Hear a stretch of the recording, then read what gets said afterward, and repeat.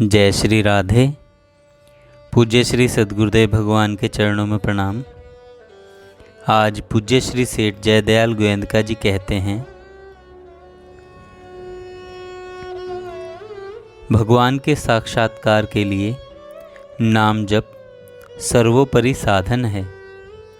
वास्तव में नाम की महिमा वही पुरुष जान सकता है जिसका मन निरंतर श्री भगवान नाम में लगा रहता है। नाम की प्रिय और मधुर स्मृति से जिसके क्षण क्षण में रोमांच और अश्रुपात होते हैं, जो जल के वियोग में मछली की व्याकुलता के समान क्षण भर भी नाम वियोग से भी विकल हो जाता है, जो महापुरुष निमिष मात्र के लिए भी भगवान के नाम को नहीं छोड़ सकता और जो निष्काम भाव से निरंतर प्रेम पूर्वक जप करते करते उसमें तल्लीन हो चुका है, ऐसा ही महात्मा पुरुष इस विषय के पूर्णतया वर्णन करने का अधिकारी है और उसी के लेख से संसार में विशेष लाभ पहुंच सकता है।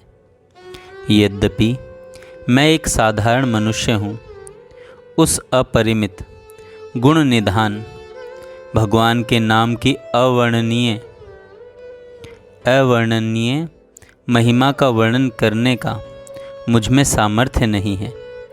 तथापि अपने कतिपय मित्रों के अनुरोध से मैंने कुछ निवेदन करने का साहस किया है। अतएव इस लेख में जो कुछ त्रुटियां रही हों उनके लिए आप लोगों से क्षमा करें। उसके लिए आप लोग मुझे क्षमा करें। आगे सेठ जी कहते हैं, भगवान नाम की अपार महिमा है। सभी युगों में इसकी महिमा का विस्तार है। शास्त्रों और साधु महात्माओं ने सभी युगों के लिए मुक्त कंठ से नाम महिमा का गान किया है, परंतु कलयुग के लिए तो इसके समान मुक्ति का कोई दूसरा उपाय ही नहीं बतलाया गया। हरे नाम एव केवलम कलौ नास्तेव नास्तेव नास्तेव गतिरन्यथा। कलयुग में केवल श्री हरि नाम ही कल्याण का परम साधन है। इसको छोड़कर दूसरा कोई उपाय है ही नहीं। हमने कई बार सुना है कि सतयुग में भगवान विष्णु के ध्यान करने से, त्रेता में यज्ञों से, द्वापर में भगवान की सेवा पूजा करने से जो फल होता है, कलयुग में केवल हरि के नाम कीर्तन से वही फल प्राप्त हो जाता है। कलयुग केवल नाम आधारा, सुमिरि सुमिरि भव उतरहि पारा। नाम महिमा में प्रमाणों का पार नहीं है। हमारे शास्त्र इससे भरे पड़े हैं, परंतु अधिक विस्तार भय से यहाँ इतने ही लिखे जाते हैं। संसार में जितने मतांतर हैं, प्रायः सभी ईश्वर के नाम की महिमा को स्वीकार करते और गाते हैं।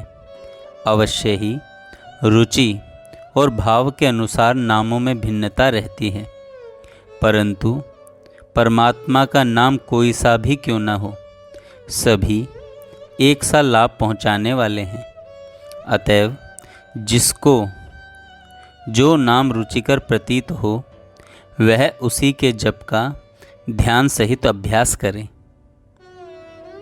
आगे सेठ जी कहते हैं कि कुछ मित्रों ने मुझे इस विषय में अपना अनुभव लिखने के लिए अनुरोध किया कि नाम जप के विषय में आपका क्या अनुभव है, परंतु जबकि मैंने भगवान नाम का विशेष संख्या में जप ही नहीं किया, तब मैं अपना अनुभव क्या लिखूं। भगवत कृपा से जो कुछ यत् किंचित नाम स्मरण मुझसे हो सका, उसका महात्म्य भी पूर्णतया लिखा जाना कठिन है। नाम का अभ्यास मैं बचपन से ही करने लगा था, जिससे धीरे धीरे मेरे मन की विषय वासना कम होती गई। पापों से हटने में मुझे बड़ी ही सहायता मिली। काम क्रोध आदि अवगुण कम होते गए। अंतःकरण में शांति का विकास हुआ। कभी कभी नेत्र बंद करने से भगवान श्री रामचंद्र जी का अच्छा ध्यान भी होने लगा। सांसारिक कामनाएं बहुत कम हो गई। भोगों से वैराग्य हो गया। उस समय मुझे वनवास या एकांत स्थान का रहन सहन बहुत अच्छा लगता था। इस प्रकार अभ्यास होते होते एक दिन स्वप्न में श्री सीता जी, श्री लक्ष्मण जी सहित भगवान श्री रामचंद्र जी के दर्शन हुए और उनसे बातचीत भी हुई। श्री रामचंद्र जी ने वर मांगने के लिए मुझसे कहा, पर मेरी इच्छा मांगने की नहीं हुई। अंत में बहुत आग्रह करने पर भी मैंने इसके सिवा और कुछ नहीं मांगा कि आपसे मेरा वियोग कभी न हो। यह सब नाम का ही फल था।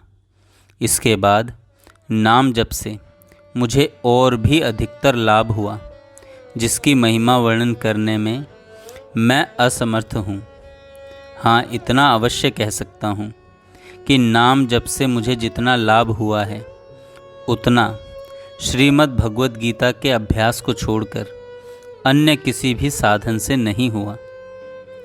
जब जब मुझे साधन से च्युत करने वाली भारी विघ्न प्राप्त हुआ करते थे, तब तब मैं प्रेम पूर्वक भावना सहित नाम जप करता था। उसी के प्रभाव से मैं विघ्नों से छुटकारा पाता था। अतएव मेरा यह दृढ़ विश्वास है कि साधन पथ के विघ्नों को नष्ट करने और मन में होने वाली सांसारिक स्फूर्णाओं का नाश करने के लिए स्वरूप चिंतन सहित प्रेम पूर्वक भगवान नाम जप करने के समान दूसरा कोई साधन नहीं है। जबकि साधारण संख्या में भगवान नाम का जप करने से ही मुझे इतनी परम शांति, इतना अपार आनंद और इतना अनुपम लाभ हुआ है जिसका मैं वर्णन नहीं कर सकता। तब जो पुरुष भगवान नाम का निष्काम भाव से ध्यान सहित नित्य निरंतर जप करते हैं, उनके आनंद की महिमा तो कौन कह सकता है। उनके आनंद की महिमा तो कौन कह सकता है। जय श्री राधे। जय श्री